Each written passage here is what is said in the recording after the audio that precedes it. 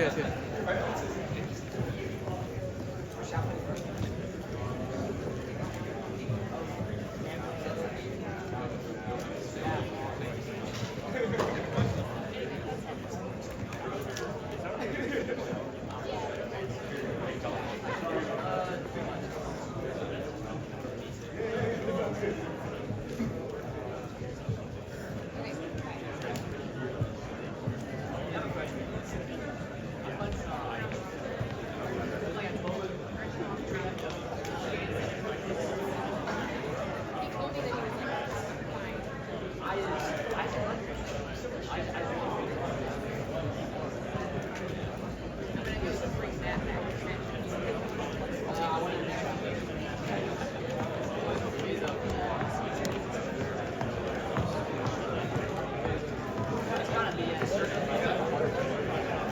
Okay, let's get started, everybody. I wanted to welcome Matt Francis to the stage while we all get settled in.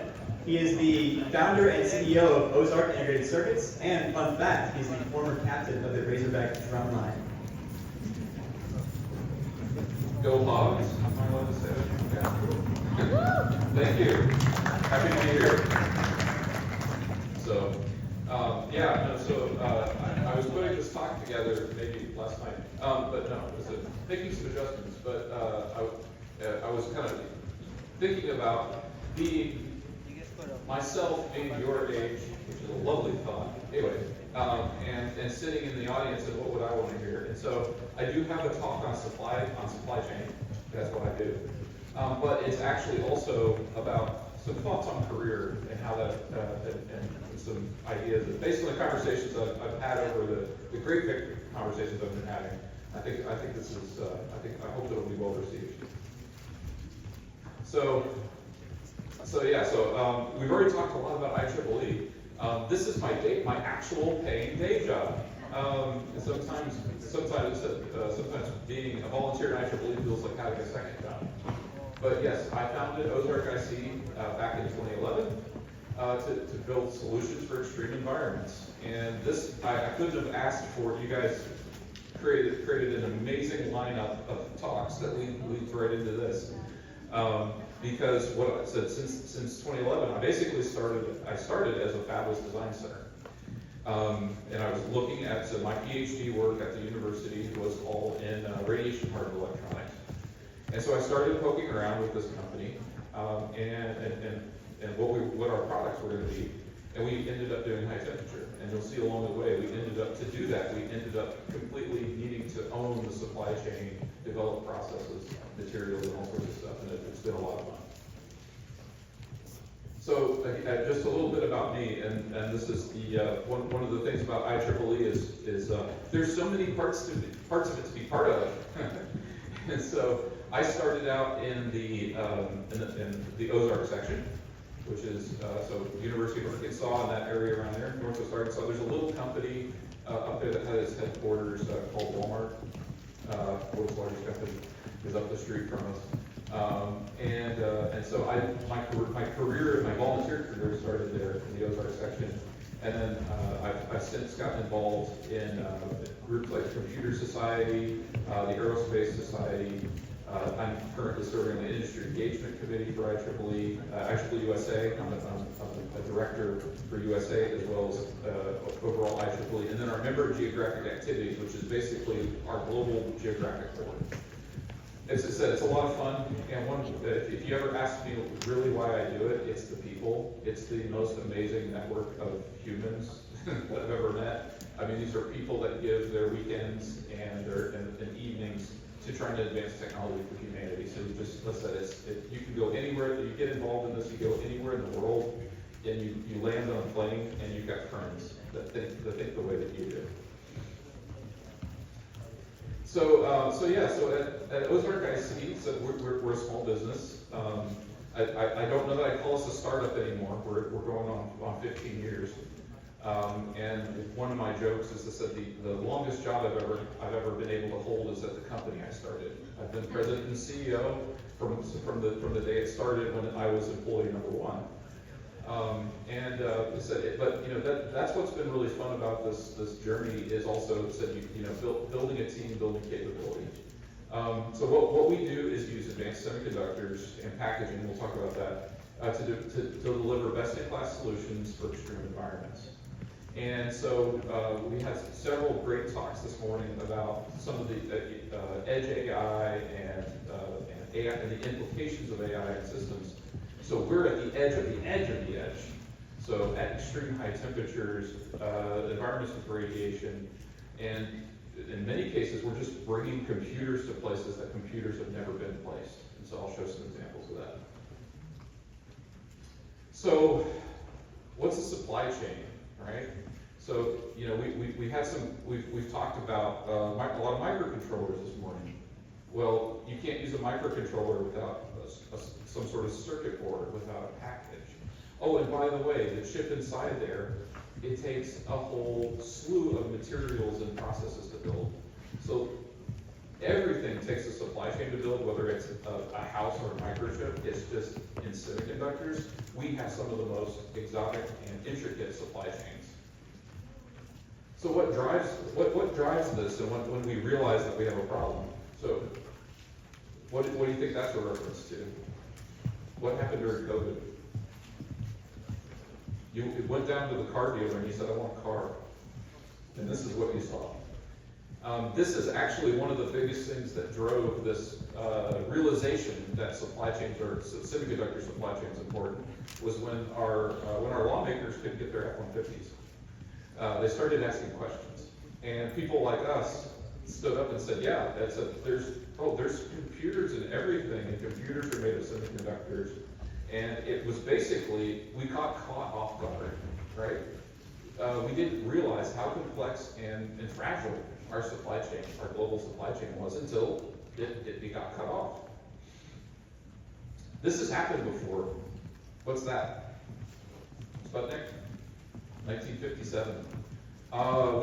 As a country, we've been able to respond to things like this before quickly, and that was an example where we really were just completely caught off guard. They said, if you've ever seen The Right Stuff, Mr. Goldblum comes running in and says, it's called Sputnik, it's called Sputnik. So that was, you know, we were completely caught off guard. So how did we respond to that? We did that. So basically 11 years later, we were on the moon. We were like, we'll take your Sputnik and we'll raise you a moon, okay? This took a tremendous amount of technological development in unifying our country, and semiconductors. These were some of the first computers, mobile computers, that weren't the size of a room. And he said, we're all part of it. If we go dig, those of us that have been, you know, our family in this country, you go dig and you'll find some connection to this. It's incredible. One of our members in my section took his first job out of the University of Arkansas at IBM and was assigned to be on the launch pad for IBM at Apollo 1. Okay, and he comes to my section meetings. We did something else. So 1957 Sputnik happens. 1958, this is where we created DARPA. This was one of those things where we said, we don't want this to happen again. We want to be the ones that create technological surprise. And one of the things I've learned, and why this is important in supply chain, is that you can create a technological one-off like Sputnik, but you change the world if you have a supply chain, right? And that's how we got to the moon, because we could manufacture the equipment reliably to get to the moon. We won World War II because we could make the armaments that won World War II. And so those are all supply chains. They're critical. And so you know, right now I think a lot of people are wondering, and they see DeepSeek and all this, is like, is AI our next Sputnik? How will we all respond? And you know, a lot of times things are surprises, but then they turn out to not be a big surprise. So you know, it's always hard to know what's going to be the next surprise. So you guys are all here because you're excited about the semiconductor industry. I'm here because I was excited about the semiconductor industry. In fact, I spent all of my childhood said computers became a thing. Personal computers became a thing as I was growing up. And when I went to college, I was like, what is in those little black boxes? That's what I wanted to know. And it took me a while to figure out that I should study electrical engineering because it wasn't obvious. I was like, electrical engineers, don't they they set up power lines and stuff, right? And so that's one of those things that said the industry you're going into is different than the industry I went into. It's going to be different than the industry your kids go into. So you probably have heard this phrase more than more. So the curve on the right said Gordon Moore basically said he could the lithography of semiconductors was progressing at such a scale he could predict how many transistors we could squeeze into. And it became not just, it became a prediction, we also worked to it. It became a goal, right? And the problem is, it requires the transistors to get smaller and smaller and smaller and smaller, and then physics happens at some point. It's my other major. And we started to run out of physics, and you could see things taper off. Now, computers are still pretty darn powerful, and they seem to be getting more and more powerful every day. How have we been responding to that? Packaging. That's been a major way. Software has been a major way. But on the hardware side, electronic packaging has progressed massively. People close to my age learned about computers maybe on the Magic School Bus. And they're talking about the CPU and the memory and all these separate things. Over time, we have to quit thinking about printed circuit boards and components you buy and you put them on there. Everything's being super tightly integrated. And so you know, the technological marvel in your pocket of your cell phone is only possible with advanced packaging and heterogeneous integration. So what this means for you is, in the more than more era, is we're moving beyond silicon. Silicon isn't going to be the last end-all be-all material. We'll talk about that. We're integrating a lot of new materials into silicon to make it do different things. We're continuing to integrate a lot of new things in packaging. And in fact, what I would argue is the lines between packaging and semiconductor are basically blurring. It's the features are getting so small, it's almost, you can't tell the difference. So for you guys thinking about what you're learning, it said, don't just think it's microprocessors or it's semiconductor, IC design and it's packaging. It's kind of all of it. Be prepared to move across the silos. And so the fun thing is, I'm always working with new kinds of transistors, new kinds of devices. He said, when I was in school, it was CMOS, and that was it. And you talked about bipolar as something historic. We're creating, he said, new types of devices every day. That's the era we live in. So what do I do in this space, and why am I so concerned with supply chains? So what my company does is enable acquiring operational or situational data or exhibiting digital control in extreme environments. So these are places, again, that are very hot, very cold, might have radiation and other effects. And the reason we do this is because in the past, this has been one of those areas that isn't as high volume, like say as a cell phone or a server. And so it kind of gets left in the dust. So it has to pick up these little bits and pieces that are laying around. We never have the latest state of the art. And we end up with solutions that are custom, expensive, or ineffective. And so these are critical areas for defense and energy. And it means, you said, you end up working across a lot of different areas. Semiconductors, packaging, integration, software. One of the jokes of my company is that my background is actually in modeling and simulation and software. And our company, and I think most semiconductor companies are really now software companies that use software to make hardware. That's really what we do. This is product-wise what we do. I got into the space that I told you, like everything when I got into this 14 years ago was very custom. Like I have this sensor, downhole in an oil well. I need to get the signal out. So make me an amplifier with this exact specification and all this stuff. And then, oh, well, can you digitize it? Da, da, da, da. And I said, how many do you need? 10. Okay. I was like, so this is really hard and really custom. And so after a while, we started to figure out, like, duh, what does everybody really want at the end of the day?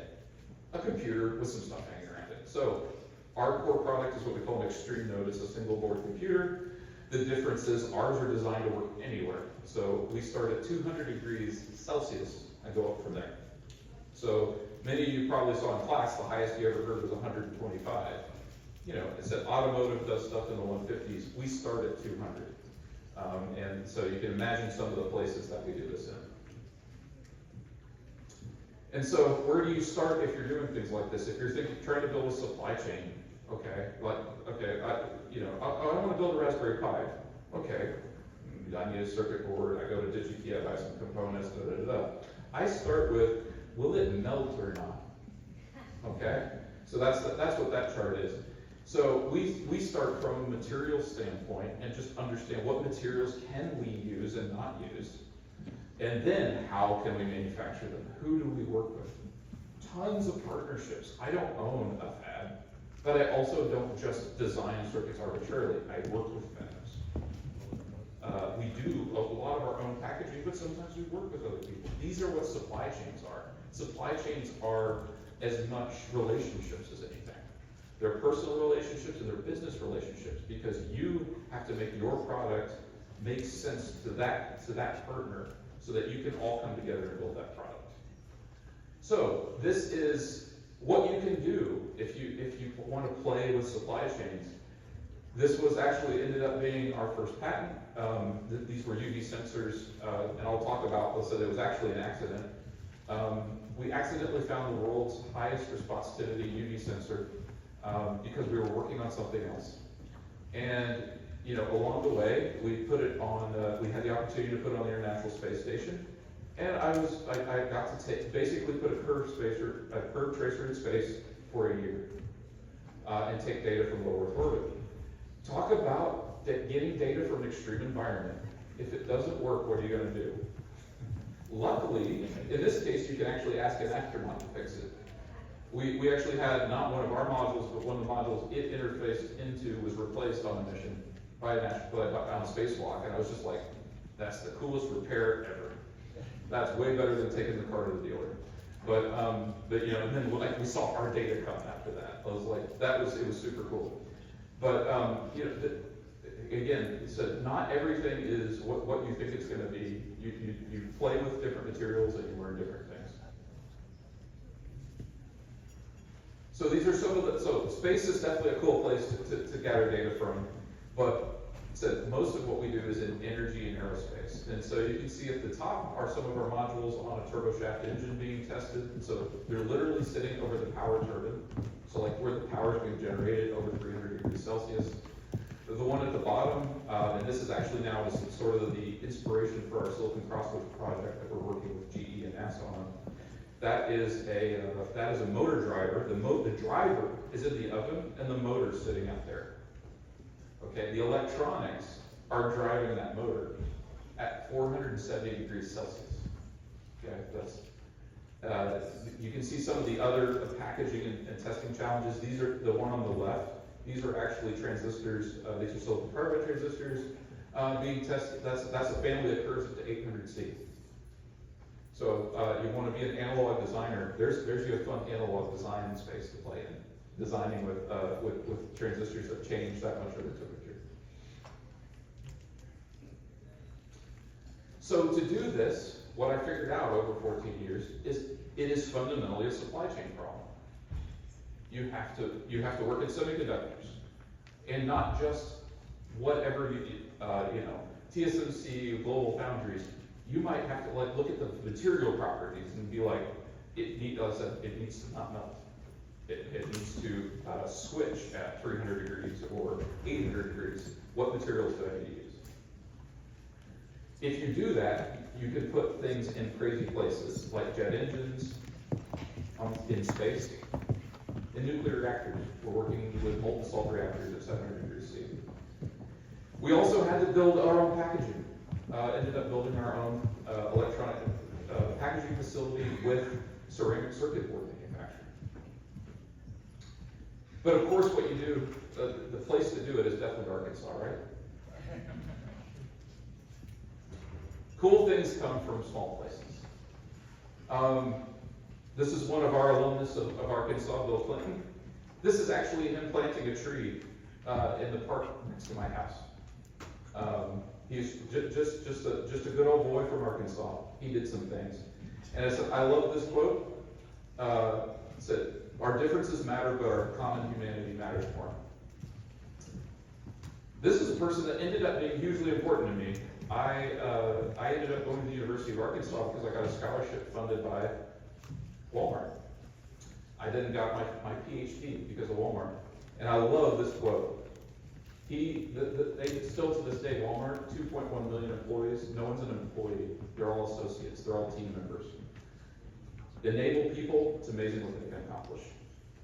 And then I said, my parents, best advice I ever got is that always put yourself in other people's shoes. Every day I wake up, and that's my mission. That's how I built supply chains, is I put myself in the customer's shoes, my supplier's shoes. So I threw in for career advice. I've gotten tons of questions in the breaks about, should I do an internship? Is it too soon to do an internship? I was super lucky. I did an internship every summer. I took an internship at Hewlett Packard. My physics advisor said, she told us, it's going to take me more than 4 years to graduate. She said, who will care in 10 years? Take an extra year. I ended up modeling effects in semiconductors for satellites that the EU ended up using for applications. I got to draw the stripes on the wingtips of the Miami Dolphins plane. I got to design servers for an online bookstore, Amazon. They were a joke back then. Let's see. I got to work at the Air Force. I basically in the course of 5 years as an undergraduate, I got to see every sector of semiconductors from the design side, verification, manufacturing, government, private, and it was huge. So I said, just don't say no. There's no substitute for experience. Get all the experience you can while you're in school. And so how do you do this? I said, leading a business, the joke is, if you want to make $1 million, start with 10 million. But the other way to do it is to be scrappy. That was our first demonstrator. It doesn't look like much. It's on a breadboard from Radio Shack. And this was our basic little lab made out of surplus equipment. Led to this. That discovery from that, we got our first patent, we set up a supply chain to manufacture it, and we put it on the space station.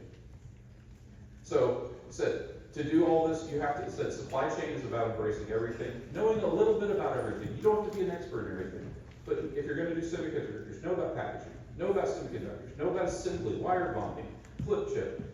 And be said, get there, get your hands dirty, get in the lab, get on the manufacturing line, learn what drives the profit and the solutions. So this is just some examples of some of the things we've been able to do with this. This was our 200C computer operating over 7,000 hours of 200C, 100 megahertz computer. We've got to put these on jet engines. So that's a live demo on the turboshaft engine. And then along the way, we built an entire product line to go from 200C. Now, so we have 250, 350C, some of that even has ARM in it. And we go out to 500, 800C now. We're doing R&D in that space. So, some parting thoughts. Don't say no. So if opportunities come, take a chance, say yes. Ask dumb questions. You're going to get that opportunity in a minute. But listen after you ask your question. Know that everything ever done by a human could be understood by another human, and I think you're all humans. No way, guys? Okay. Also, don't let fear dominate you. Nothing will slow you down more.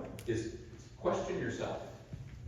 Will my solution work? Is there a market for it? Is it too hard? Don't be afraid to ask yourself hard questions like that. And then understand your white space.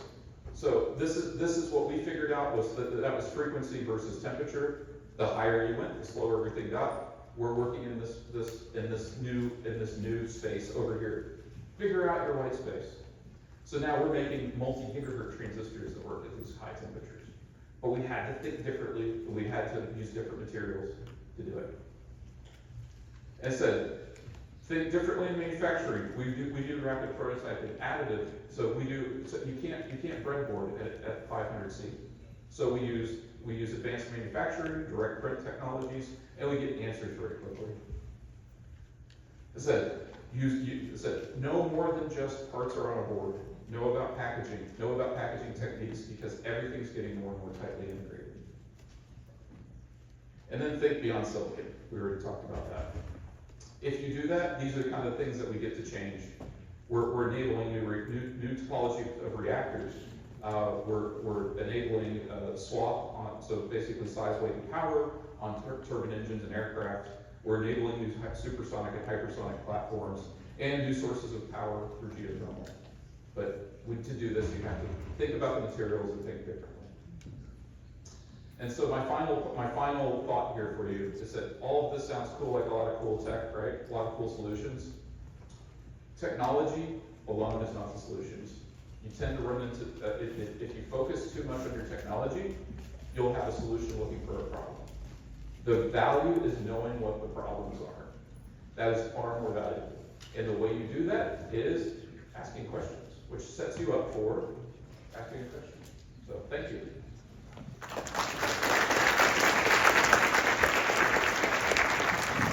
Thank you. Do you have time for one question? Which means we don't really, but he's being polite.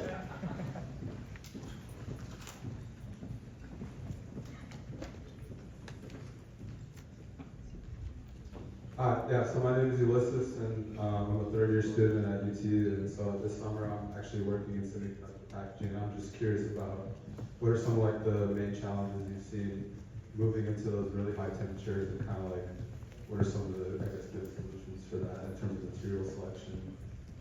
There's a lot. I'll give you the short answer is, as electrical engineers, we like to think of the thing electrically, right? Resistance and all of this stuff. You get packaging is really fun. It's where you also think of it as a mechanical system. And the really cool thing for us for the high temperature is that's what packaging engineers do. They think of it as a mechanical system. We do that into the semiconductor too. Every layer of the semiconductor, what kind of metals and materials we're using, and how that will interface inside the semiconductor, as well as to the board and the system we're integrating it in. Metals do crazy things when they touch each other at high temperature. And so you have to engineer all that. And so one of the best things that happened to me is I started in mechanical engineering and kind of failed at that and switched to double E, but I have some mechanical background that drove me through electrical. And so, like I said, don't be afraid to learn other things. It's amazing what you guys have access to in terms of information. And my last parting thought is thank you to the UNT crew for getting me here. I have been escorted from Austin to Texas State and here all in the last couple of days. Thank you, Matt and Colleen, Art, Sil, everybody that got me here. So thank you. It's been a great tour of Texas.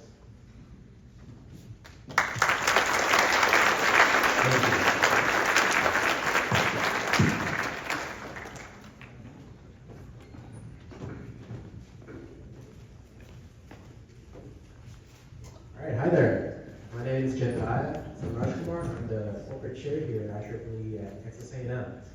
I hope you all have enjoyed the conference so far. So one quick house announcement.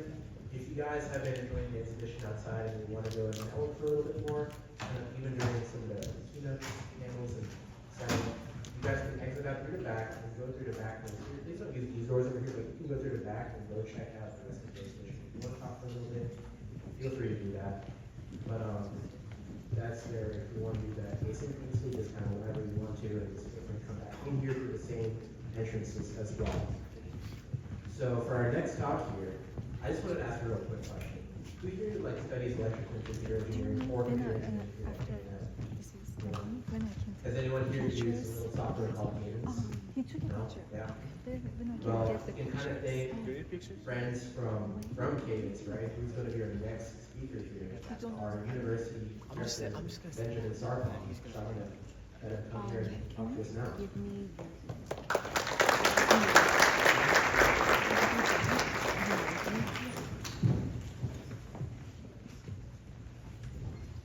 Oh, And I think being on College Station or being in College Station on A&M campus is howdy. Howdy. Howdy. Howdy. I just sent an email from you so I have your email and you can reply to me and then I will This conference. when I do get this about you too and if I don't get you sometimes please reply. Yeah. But great thank you to the organizers for inviting us over. Semiconductor is near and dear to my heart. And I think the topic that I was given, and I'll say that, but it's actually a topic that I really like. It is really designed for publication. And a little bit about the lifeline of semiconductor manufacturing. And I'll start off by saying, I did not spend any time with the previous speakers. We did not collude in any form. However, everything they said kind of leads up perfectly into what I'm going to talk about. And so thank you all for setting the stage for me. That was perfect. I could have just said, me too at the end. There you go. There you go. Well done. So thank you. So brief, just a quick layout of what I'm going to talk about. Tell a little about myself. Not much to know, but that's kind of not dependent to what I'm talking about overall. A lot of IC involvement. We talked about EDA a little bit. I'm from Cadence, so I can't not help myself. And then I think there's a lot of interest in AI and IC design. Right? Trust me, it is coming for your jobs. We're not going to need you anymore. And then a little bit about it. So a little about me. Went to school at University of Virginia. Also got a degree from that school down in Austin.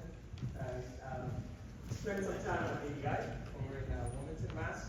All in product and test engineering. You notice there's no design engineering.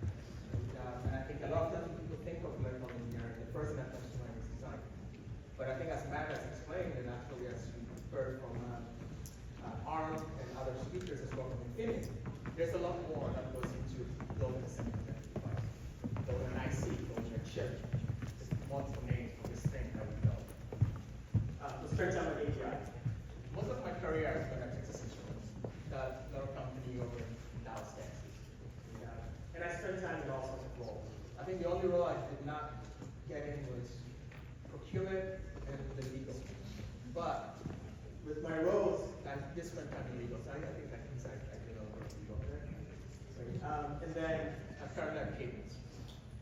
I lay all this out because in our industry and in semiconductors, it is a very, very broad spectrum. Or there's a very broad spectrum of roles and skills that are needed. Yes, the core needed skill is electrical engineering to design the IC, but you heard material science, you heard applications engineering, software. Right? All those things have to happen for us to be successful. Right? And we need you all. So we need you learning, and especially not just specializing, but really having a broad perspective of what the industry is. We are building ICs. How do we build this thing? I think we famously say you take some sand and then you turn it into some wafer, and voila, this thing is controlling everything around you. That's true, by the way. It's like magic. But no, there's actually a very systematic process that we do follow. And everybody, I think everybody who's built a semiconductor at industrial scale more or less follows the same process. Right? You might not name it the same way, but it's almost exactly the same process. It's just like building a house, building a skyscraper. Right? We plan and we architect it, we look at blueprints, and we build it. But don't forget, you also have to test and inspect things, otherwise it's going to come back down. And I'm not going to read all the stuff, but you pick the location, the site, in our cases, sizes, and what type of technology we build it, we manufacture it, right? Some of us are building stuff that is gonna run at 800 degrees. Holy smokes. Like that means, and then of course test it. But what does that process looks like? This is what it is. Some companies will call it NPD process, new product development process. Some companies will call it product development. But essentially, it's creating a new product, come up with a proposal. You go through some planning, you execute it, and you run to market. A lot of semiconductor chips are not built and they'll come.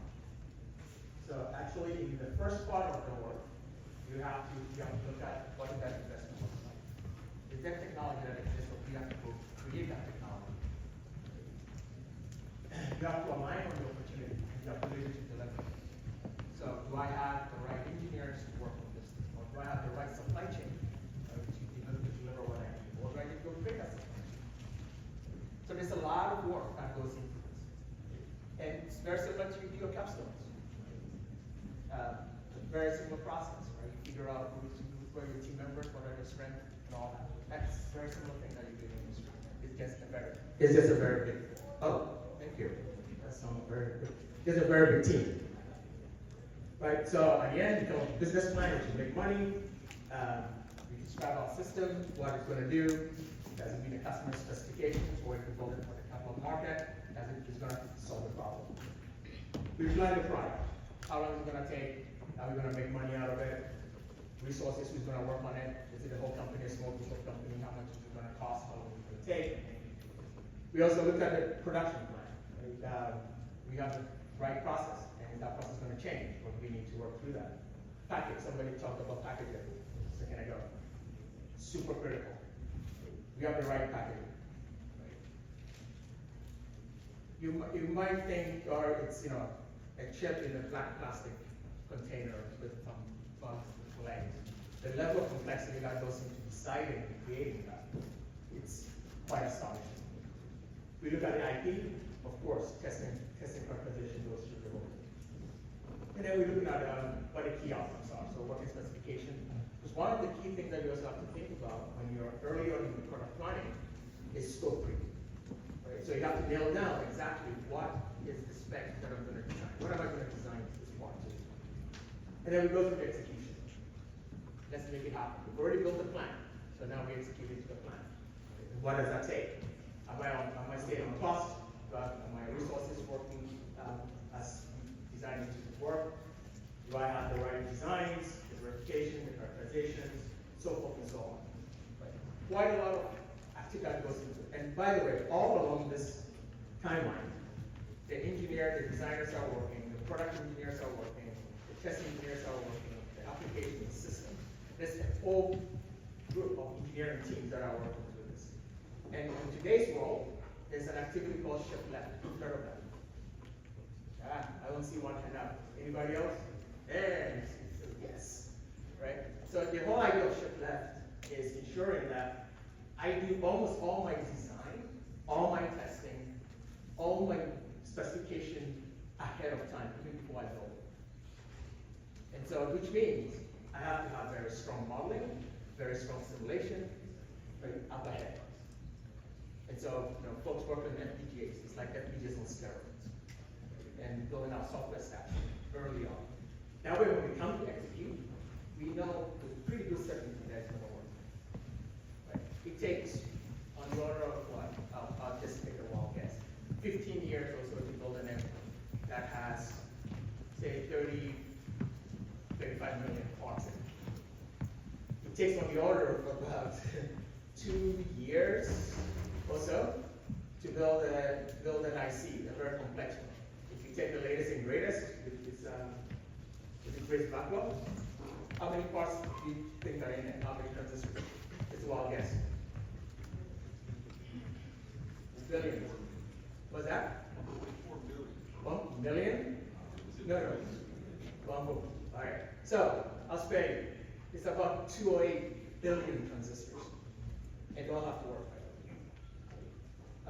So when you think of the execution, that's what all these things encompasses. And then we have to bring it to market. You have to go get it sold. You have to get it in the application. You have to make sure that it's working the way it's supposed to work. A lot of us spend a lot of time on the customer side, ensuring that what we gave them works the way they said it should work. Because a lot of times the customer doesn't fully understand or comprehend what it takes to build that chip, or what it takes to really make it work. So, today you're getting your EE, fantastic, but when you actually get into the workspace, there is quite a variety of activity that really enables you to do.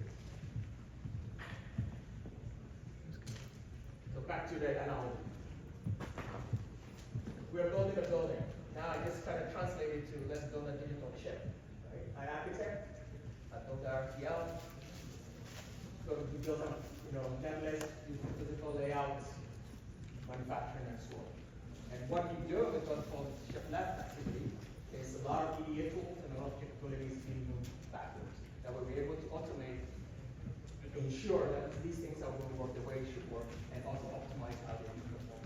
Because I think there was a question around sustainability, right? Power is a concern, right? Package is a concern, area is a concern. Everybody wants things smaller. Right? Everybody wants things to burn less power, but they want a lot of functionality, right? Those things are, they don't all go in the same direction. So you have to find ways of ensuring that we're able to meet up with it. Hence, you have all these new ideas of multi-chip modules, 3D IC, continuous integration, so forth and so on. And we'll chat a little bit more about that. So let's turn the stand to silicon. I told you. We understand, but that's really on that side of the house. It's really what we determine materials. Right now, I talked about very super high temperatures. Right? Maybe it's not silicon anymore. Maybe it's GaN. Right? Maybe it's silicon germanium. Maybe it's silicon cobalt. Maybe it's something else. But all these materials have certain characteristics, right, that we have to use to meet our end need, right? So, you look at process cost technology. You have to also take the factory into consideration, right? If anybody wants an awesome project, you need to build a shift left for a factory. Model the whole factory. This is coming. But really understanding what the factory characteristics are, and what does each piece of equipment contribute to the performance of that device. Right? I spent my whole life as a product and test engineer.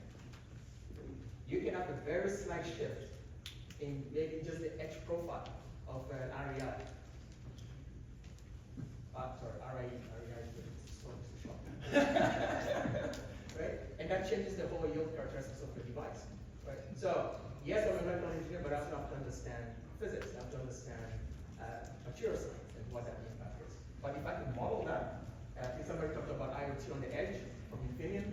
Right? Look at how those acoustics are changing for that RAI machine, or how the plasma is oscillating. That can tell me a lot of things about that yield way in advance before I spend millions of dollars. So all that goes through EDA tools, and there we bring everything together.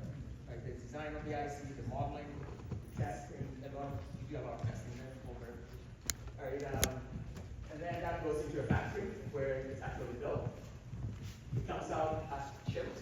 Right? But the chips are in all sorts of forms, whether it's wafer package, stack, non-stack, multi-chip module, so forth and so on, right? And including what we build in PCB design, so like a system. And all that goes into an application that allows you to watch your cat videos.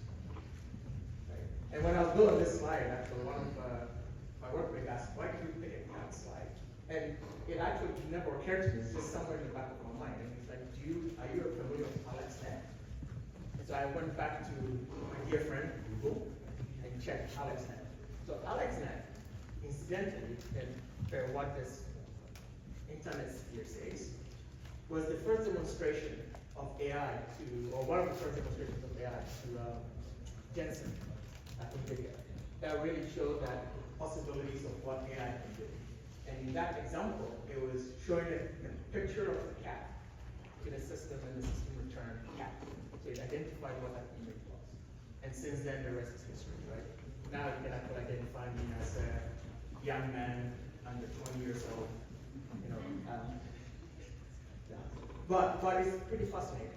But the key point here is that there's a lot that goes on in the world of EDA. Right? And EDA drives a lot of these activities, electronics, design automation. So what is EDA?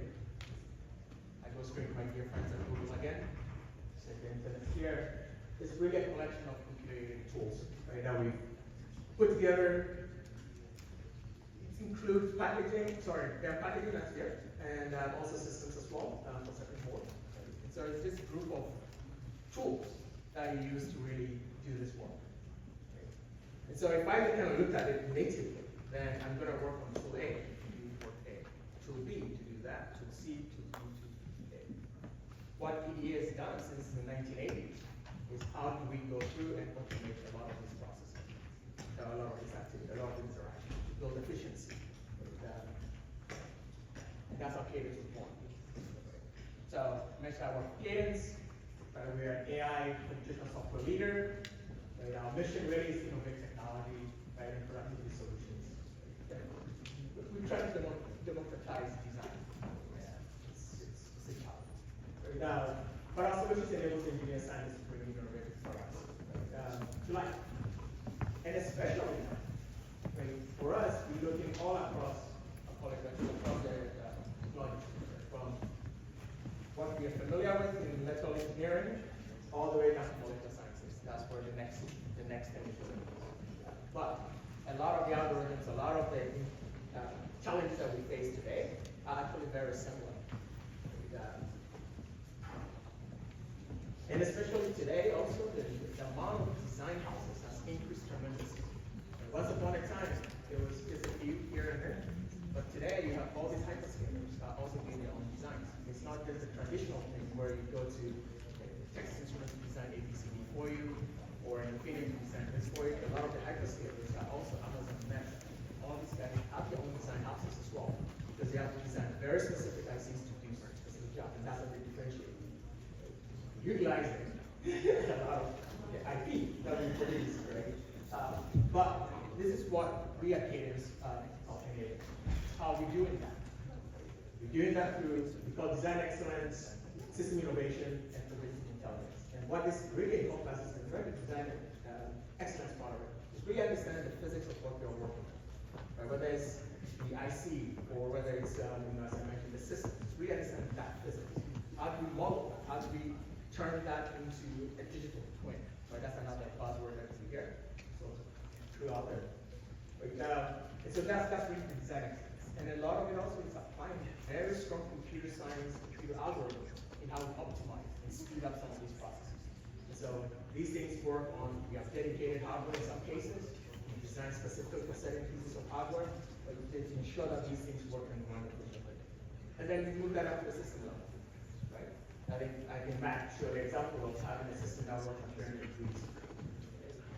What that impact is to a board, what that impact is to a chip. Right? If I have a trace that is this long, and I get that trace, so I design it and say, okay, it's a certain resistance, right? It's that trace. If that trace expands, the length is changed. I think if you know your basic electrical engineering, your resistance of the line is relative to the length, right? So, how do you ensure that you're encompassing all those things into your design, right? So you gotta ensure that that happens. And then what are we doing from the bigger sense? The AI, the basic AI part of this. Now we run the AI analysis. So today we're in the world of agentic AI, so I can ask it a question. What happens if I do ABCD? It will tell you, yeah, your design will crap out here. Sorry, your design will not work very well here.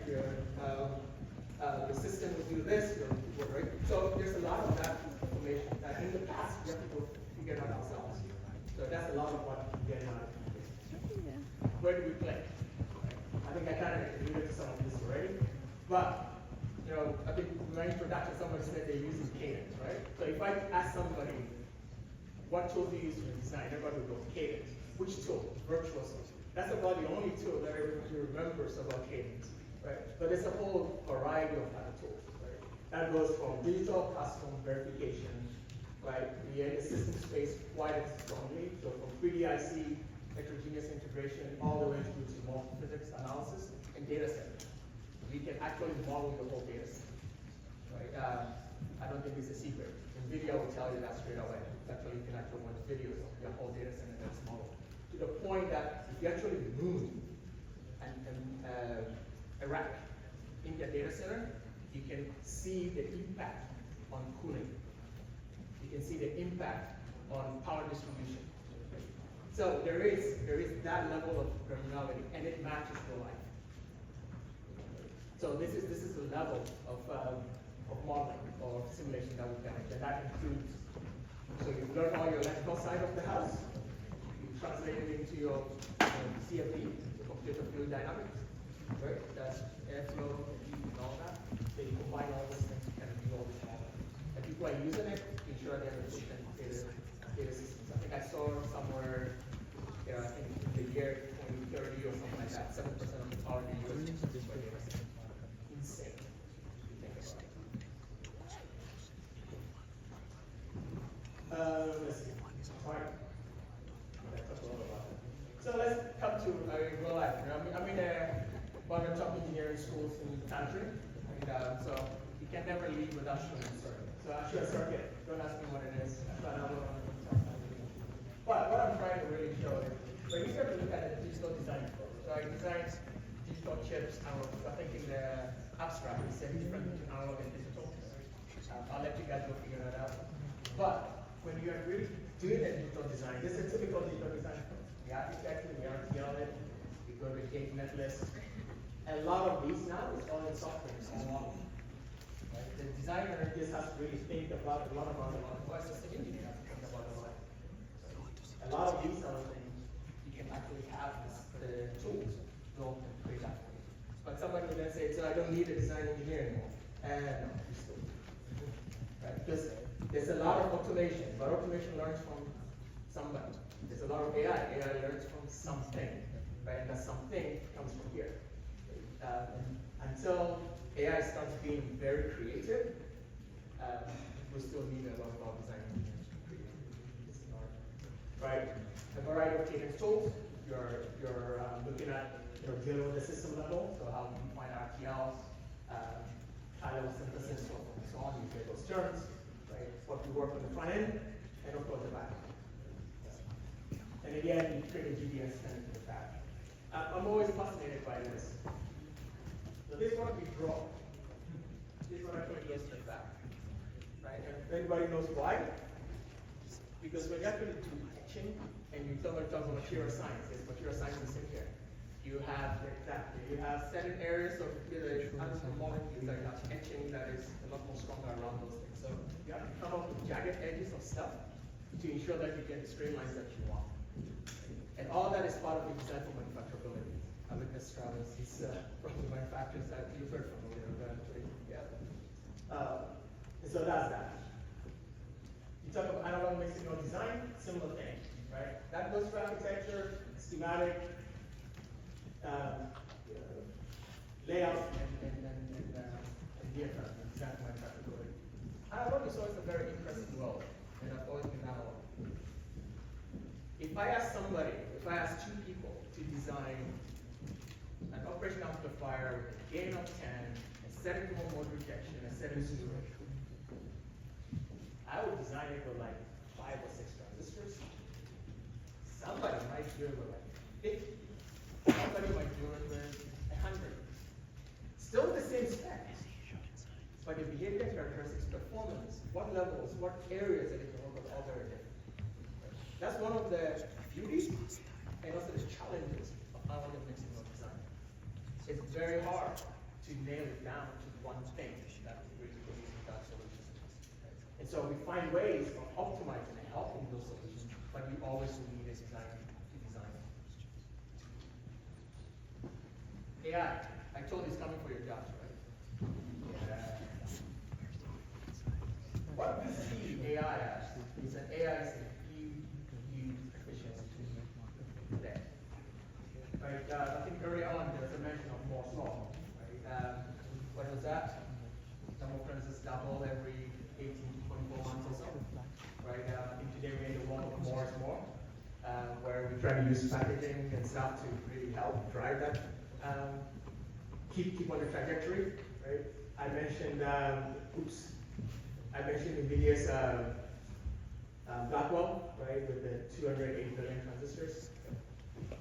Um, the key thing here is that AI, yes, it's coming. Yes, it's incorporated a lot of our tools and really helps enhance our capability.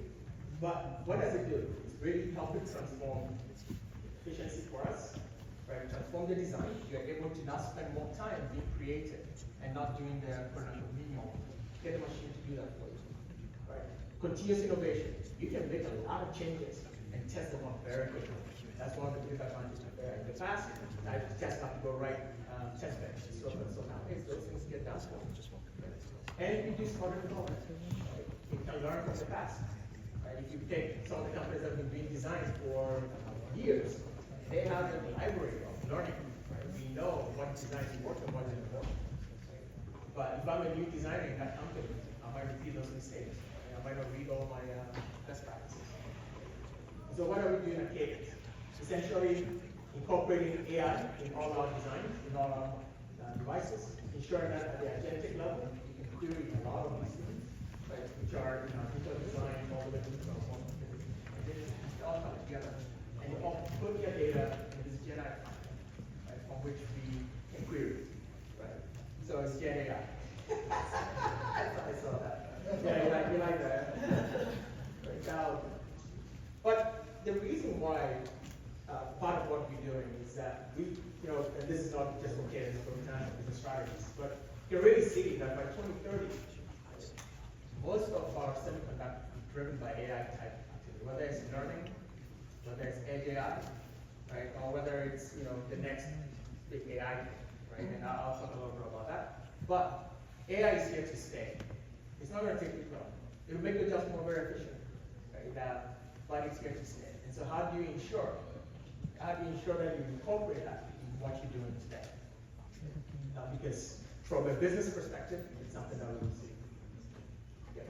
We see three key phases in the AI world.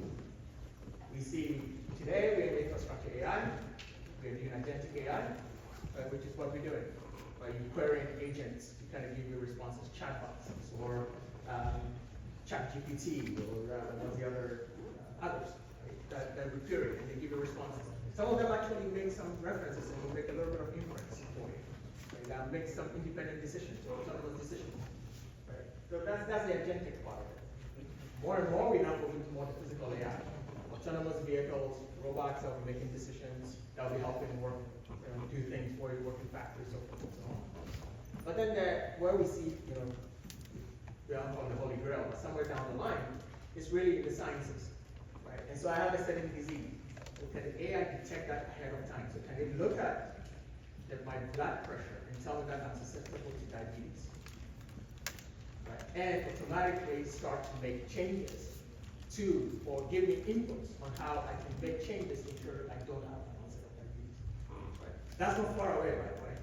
There's a lot of folks that are using computational fluid dynamics and AI to learn that.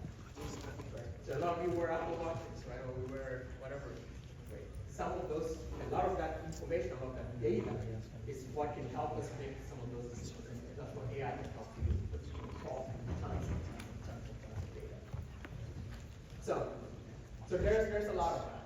Right? And so the AI will definitely do help in that design. And those systems are going to be super complex. And we need AI to help us design those chips and those semiconductors that will help us, or help AI help us. It's like chicken and egg. Anyway, I'm trying to get my mind around it. So, lastly, before I get off stage, because we have 2 minutes or 1 minute left, a little bit about the Cadence Internet Network. That's who I represent. We bring Cadence technology to universities. Right? So A&M is one school, PV has our tools. There's a lot of schools that have our tools. But really, part of what we also do on these tools is ensuring that you get core hands-on experience.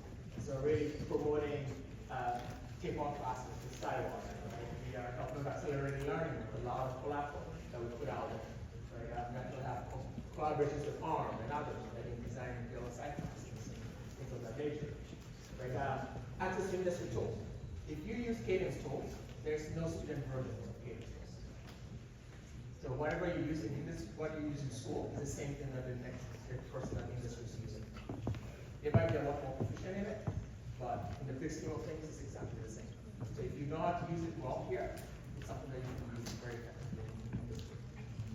And then the academic startup incubator. We also recognize that a lot of startups happen here, right? Or a lot of the ideas are speculative. And so for academic network perspective, it's help and identify who those startups are and help to work with those to ensure that they have a very successful launch. So with that, I say thank you very much, and hopefully this kind of gives you a little bit of a perspective of what it takes to go from design to an IC. Thank you. We have time for one quick question. David, a quick question? Yes? Nobody has a question, I'll ask.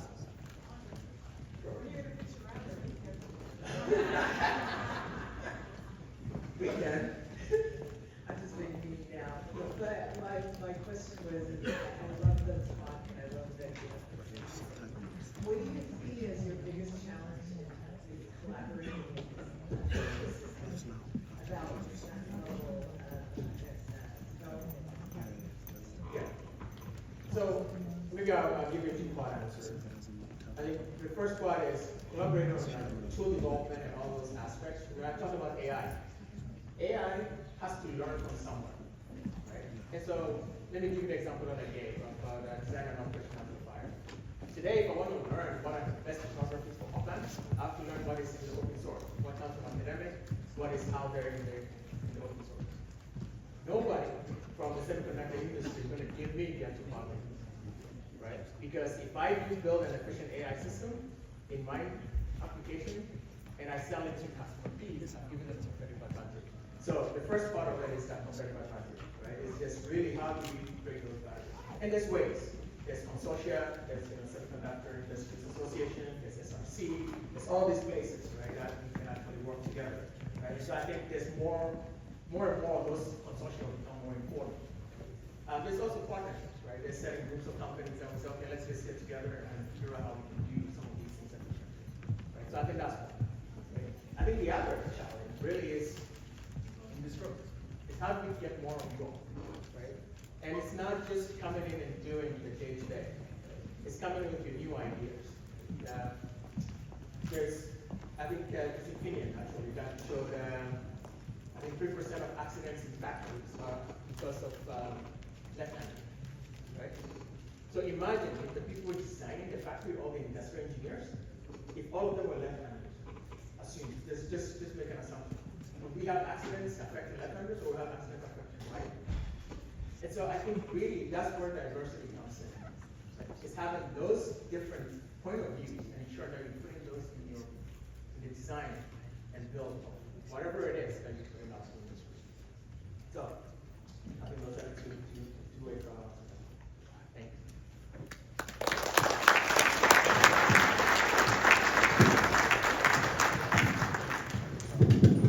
Thank you. Can we give it one more round of applause, guys? I would like to introduce Curtis Hill from NASA.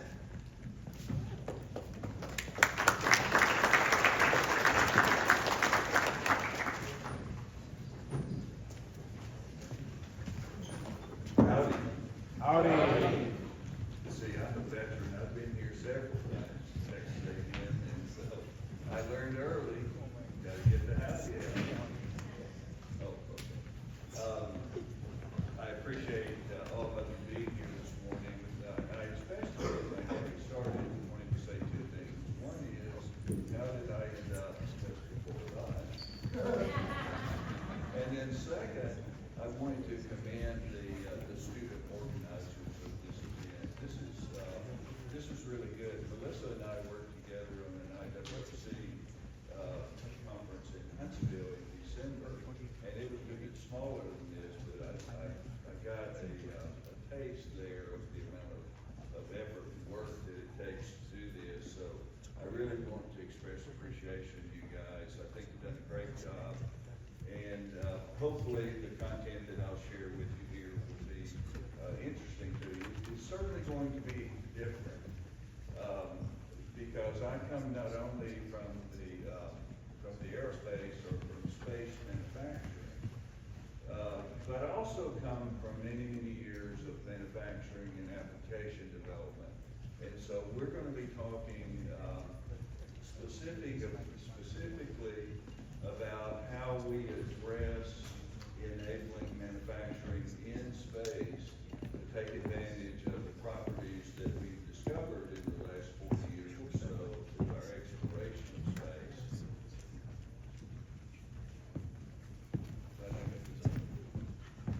Can you guys hear me?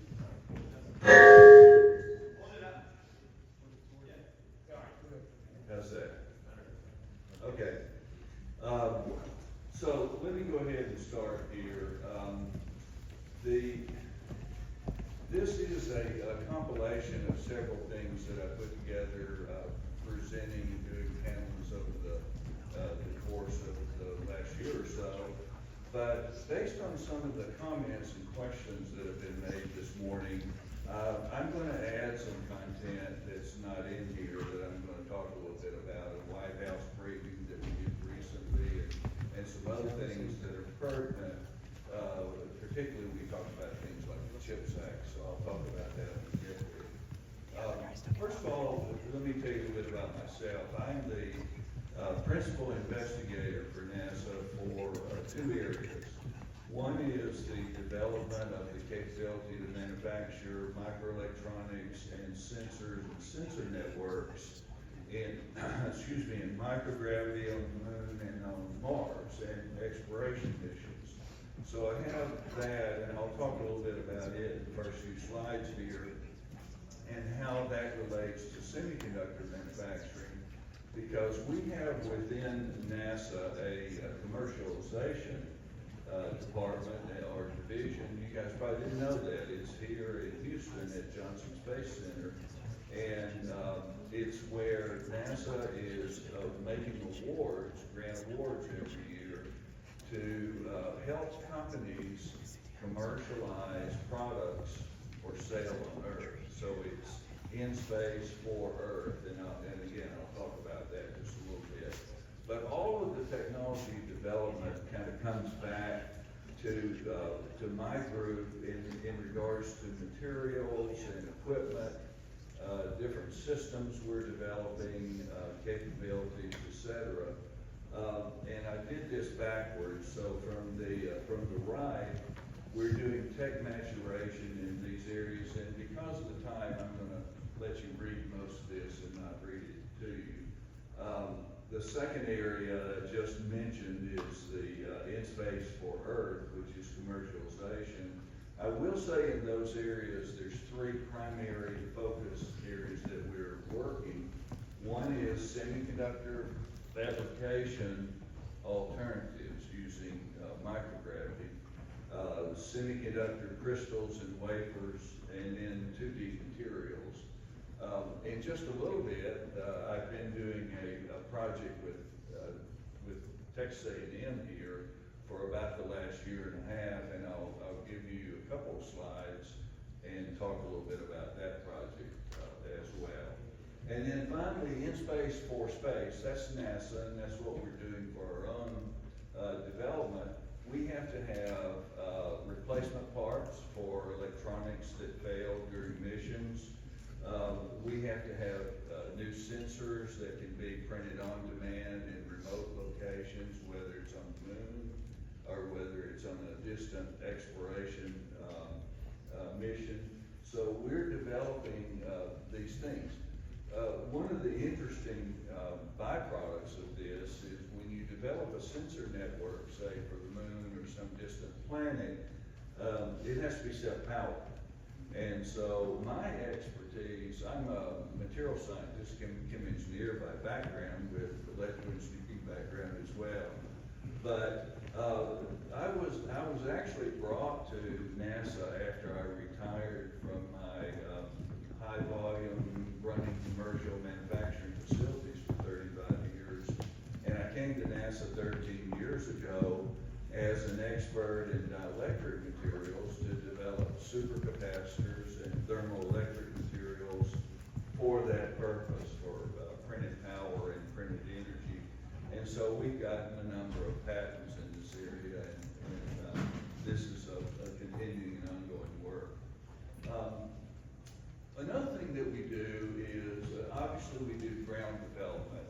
I'm from NASA's Marshall Space Flight Center, which is in Huntsville, Alabama. I've already mentioned Johnson Space Center. Johnson Space Center here in Houston is really more focused on integration and flight. They're the flight controllers, they control the ISS where we do our experimentation. And so I deal with them where we have flight-related projects. But I also have some people at NASA's Ames Research Center in Mountain View, California, out by San Francisco. We have some people at Goddard Space Flight Center in Maryland. And then we do extensive work with other NASA centers. So we're pretty broad in terms of our ground development. But on top of that, excuse me, I do collaborative research and have been doing collaborative research with universities. Like I mentioned with Texas A&M, we probably have had 25 different, we probably have, or just finishing up, 25 different projects with 25 different universities. So that's a very busy area for us, but we use it for our ground development, our basic science development of some of these technologies. Now, you'll notice too that I've incorporated in there parabolic flight testing. How many of you have ever seen anybody or talked to anybody that's done parabolic flight testing? We have another couple words for it, it's called the vomit comet. So I'll give you a hint. My group does a lot of parabolic flight testing. We're going to do about 200 parabolas of parabolic flight testing this year. And the reason we do it is twofold. We do it to investigate science in short segments, 20-second segments of parabolas. So we do it to investigate science, but we also do it to de-risk a very expensive space demonstration. It's going to cost millions of dollars to enable an experiment on the ISS that may only last for 2 weeks. But if it fails on infant mortality with something that you could have foreseen through zero gravity testing, then not only have you saved a couple $1 million, but you also now get science that you would not get before. So we do a lot of parabolic flight testing, and then we do demonstrations. Currently, we're doing demonstrations on the ISS, but most of you know that that's in transition. ISS is scheduled to be decommissioned in 2030, and you've heard Elon talk a little bit about it may need to come down sooner than that. There are some discussions in that area, but I will say one of the areas that I do a lot of work in is alternative platforms. We're looking at free flyers, we're looking at the new space stations from Axiom and Sierra Space and Blue Origin that are coming online as well. And then we're developing new ways of doing this. SpaceX and others, we're talking to them about reusable craft that turn over experiments by flying up, doing the experiment, and then coming back. So we've got a lot going on there in this short period of time before we decommission the station. And then ultimately, the moon. We're getting very close to landing back on the moon. And so my group does things like where we're going to build habitats on the moon in the near future. We're going to build those habitats with 3D printing with Regula. And we're designing or fabricating radiation sensors that we can embed into the walls of those habitats so that the astronauts, when they stay in there, get a continuing monitoring of radiation, but many other things like that. Solar cells, how do we manufacture solar cells on the surface of the moon? How do we connect et cetera. So these are some of the things that we're working on in terms of technology development. In space for Earth, and this is where I want to primarily focus on today because this is our semiconductor work. And some of this is going to be familiar to you because you've heard it on the news, or at least you're familiar with the concept of it. And that is that we're in big trouble as a country with regards to semiconductor manufacturing. Everyone knows that. That was the purpose of the CHIPS Act to begin with. And so what we at NASA are doing right now is taking advantage or proposing to take advantage of unique properties of microgravity to enhance the quality and or reduce the cost of semiconductor manufacturing so that we become competitive. I'm going to have a lot more to say about this as we go through, but I'll give you a teaser here, just one that we just recently flew. There was a company, United Semiconductors, in San Francisco, in Los Angeles area, and they make custom sensors, electromagnetic sensors from crystals that they manufacture. They make those for the Department of Defense. It's a quite difficult process, very difficult process, but the net result is that they only yield about 5%. In other words, what you put in and what you get out is 5%. We just finished a flight to ISS, a full demonstration to ISS for this technology, and we're anticipating, and based on the initial results, it looks good, but we're anticipating a microgravity yield of the same process of 95%. So it's a huge improvement.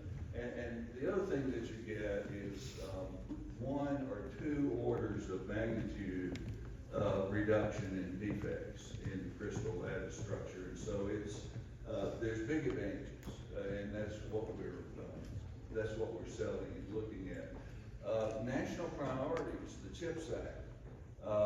There's already been some discussion about the CHIPS Act. I was in DC in December. We had a White House microgravity science summit that we did for the science advisor and other committee members there in DC.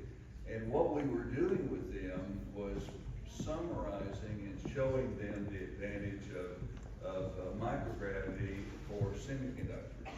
What difference would this make long term, and what could it mean to the country? And so that's what we met with them on.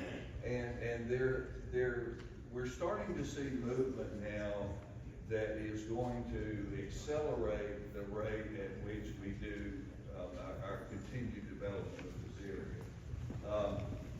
But there's other things that are part of this as well, and I want to talk a little bit about those on this chart. Microgravity, as you might imagine, is it affects different things different ways, and so all the way from the quantum subatomic level, which is the Bose-Einstein condensates that have been monitored now since 2019. The next level up are crystals, and I'm going to talk about crystal growth separately in a couple of slides here in just a moment, but they are for both for the pharma crystals, the medical crystals, as well as semiconductor inorganic crystals. There are very substantial advantages to manufacturing those in microgravity. Z-band optical fibers. Last year there was a company called Flawless Photonics that was sponsored by Luxembourg and the United States that did that exceeded the current world record for drawing optical fiber in microgravity on the ISS. And what we had done up to that point is, I think the longest run that we had achieved on Z-band fiber until last year was about 700 meters. And with that experiment that we did over 2 days last year with flawless photonics, we were able to achieve 11,000 meters. And the only reason that we couldn't keep going beyond that is we ran out of feedstock. We didn't have enough supply material to continue. So substantial improvement there in the quality of that. Cancer research and stem cell research. This is not my area, but in our organization for commercialization that I mentioned, we have two basic areas that we're investing in. One area is in semiconductors and advanced materials, and that's the area that I'm primarily responsible for. But we also have an area for biomanufacturing. And so we have a wide range of companies that are investing in developing capabilities for cancer solutions, for how we cure cancer, and how we use stem cells in microgravity and how they behave. And I could have brought some results for that, but since we're talking about semiconductors, I'll forestall on that one. I will say on the next one, you see the big eyeball there, the far right one. I'm actually the technical manager for that project. It's Lambda Vision is the name of the company. And it is we're manufacturing artificial retinas in microgravity. And I just think this is like the coolest thing ever, because it's a process where we're stacking layers of a bacterioredoxin light sensitive material with polymers. 200 layers is only 70 microns thick. And the difficulty, the reason it can't be done terrestrially, is that we get bubbles and ripples and we get defects in the stacking process that are non-existent in microgravity. So we have achieved the 200 layer goal, I think 20 times now so far in demonstration. This is a cure, ultimately it's a cure for macular degeneration, which everybody sitting out there has to more or less degree. And more specifically in the near term, it'll be a cure for retinitis pigmentosa, which is a fairly significant and serious retinal disease. But this one will probably be the first commercial product to come from space. So that's the reason I wanted to mention it.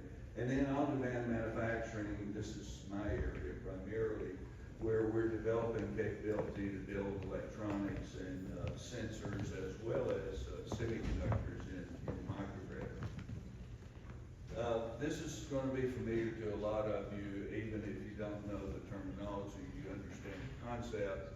And that is in the United States, and really even in micro settings that are much smaller than this, what you end up doing, and you're all familiar with this, anybody that's in the research community is very familiar with the technology valley of death, is you make rapid progress on your research, and you get to a point where you get it up to component breadboard, TRL4, and then you're ready to build an application.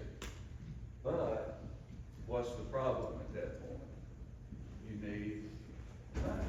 You need funding. You need additional funding. And what has been the paradigm for this so far, for the most part, is government funding.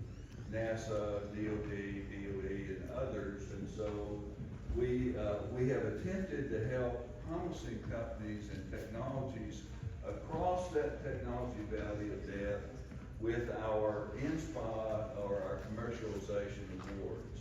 We call those phase 1 awards because they get us flights to the ISS and demonstrations in microgravity, and they advise us which ones have the greatest potential value to mankind. Not only financially, but which ones have the greatest potential for mankind. And then we make a decision for the production process value add, because there will be some, many, most, of these processes and technologies that are just not ready for production yet, or they're not optimized for production, or they've got other issues, so they're not ready for that kind of investment. But the way we've done this in NASA with our commercialization, once we get to this point, we've only got a couple of companies this far along at this juncture, and that is that we will invest a certain percentage in what we call a phase 3 effort, but they are required to invest themselves through private investors for the products that they're going to move forward on. And I'll just give you, we'll go back to the retinal implant example. They have recently been through funding cycles where they've raised about $20 million. And that would be part of that matching investment that would push them into the next stage of manufacturing. So you can kind of tell from this where NASA and where these companies are. For the most part, we're sitting in that middle section there, the technology valley of death, where we're vetting out these technologies and taking them forward to such a point where we can make larger investments in them, and they can pull in investments from venture capital and other funding sources. All right, this is a little busy, but I'll just flash through it just to mention a few things. Some of it I've already mentioned, the specialty optical fibers and the FOMs, the optical fibers that we grew last year that I've already talked about there. The one there in the middle with the white line vertical on it is the flawless photonics. That's the production of their optical fiber. And then some of the others here, this bottom one, for example, down here is the microgravity production of moly disulfide. Now that's a 2D material that we're doing work with Texas A&M on, and we're doing ground-based development on it, but we're very rapidly moving towards space demonstration of that technology. And I've got a slide or two I'll show you of that in just a few minutes. All right, how serious is the issue? Well, one of the things I talked, crystal growth is the area that we have the most background in. And we've known since space shuttle days that there's significant advantages to growing certain types of crystals in microgravity. I mean, it's been known for a long time. And up until about 1998, the United States dominated this research. We owned it. I mean, we did most of it and owned it. But then we basically stopped doing research in space and on the growth of crystals and data on growth of crystals. And Japan, Russia, and China have done 90+% of the research since then. Now, we are in the process of we're doing a new awards now. And I mentioned to you, we just did a flight in January of a crystal growth experiment. So we're slowly turning that back around again. But this is an extremely serious problem in that the United States lost a lead in an area of significant technical advantage. And so we're trying to do what we can to gain that back. This kind of talks about the same thing in terms of crystal growth. I mean, really, the issue there, if you look down at the bottom, I think that's gallium arsenide. I don't remember the specific crystal there, which is a power-related semiconductor.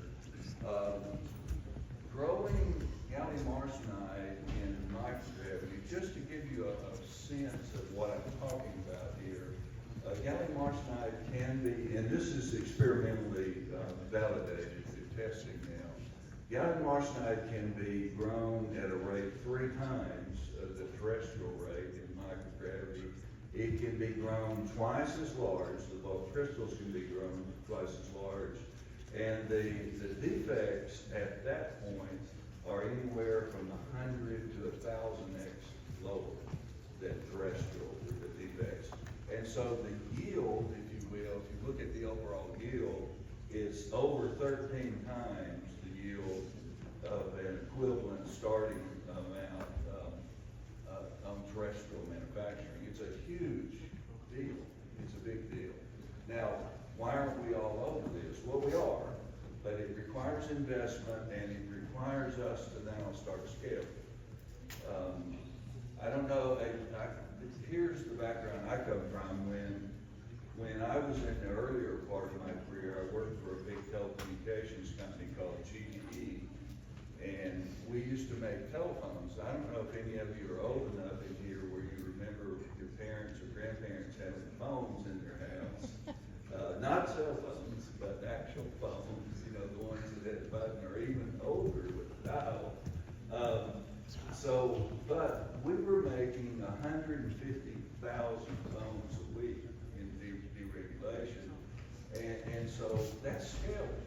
Now, if we're working with companies like Intel and other companies like that right now to look at some of these processes and implement them in microgravity, but if you start talking about production amounts on semiconductors, in general, you're talking very large amounts, very large numbers. And so what we're working on to enable those kind of capabilities are how do we get the infrastructure in place to be able to build, not only to build large quantities of these devices, but also the supply chain. How do we address the supply chain? Right now, we have flights going up 3 or 4 times a year. What we may need is flights going up 3 or 4 times a day, and we will at some point. So all this is being discussed and work currently. All right, this will just show you the numbers. Butler University has been doing some database work for us, taking all the experimental data we have for crystal growth for the last 40 or 50 years. There's over 500 individual data points here. And for inorganic semiconductor crystals, the improvement in at least one significant parameter, like growth rate or ultimate growth, is 86% for microgravity, 86%. So it's very significant. And those that have more than 3, those that have more than 3 are either 49% or 16% for semiconductors. But I will say this is compelling data, but it also is data that we're continuing to study. I funded Butler last year to do a study on wide bandgap materials, and so they're doing a comparable study to wide bandgaps. Let me know when we get close. Very quickly on some advantages of 3 minutes. Okay, I'm just going to quickly go through the rest of these slides to show you some advantages of in space.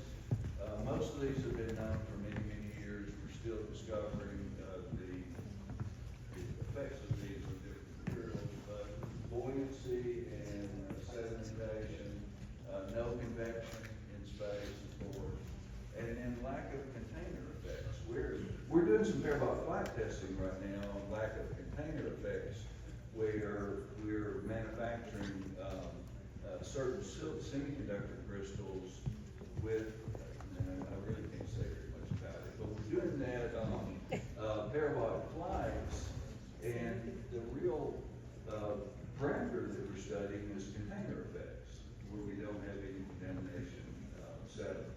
All right, I'm going to skip over some of these. Okay, I wanted to show you this real quickly.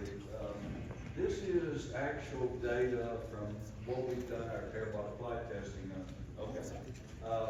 And that will show you the significant increase in the density of the materials. For example, for silver electrodes, we can significantly increase the loading and by that, the conductivity of silver electrodes by using zero gravity. That's the crystal growth example I showed you earlier. And then the work we're starting to work with Intel on is really more related to printing and silicon wafer trenches.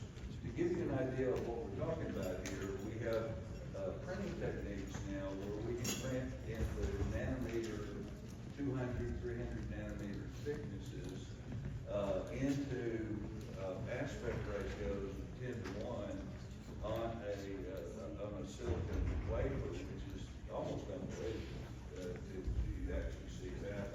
So some of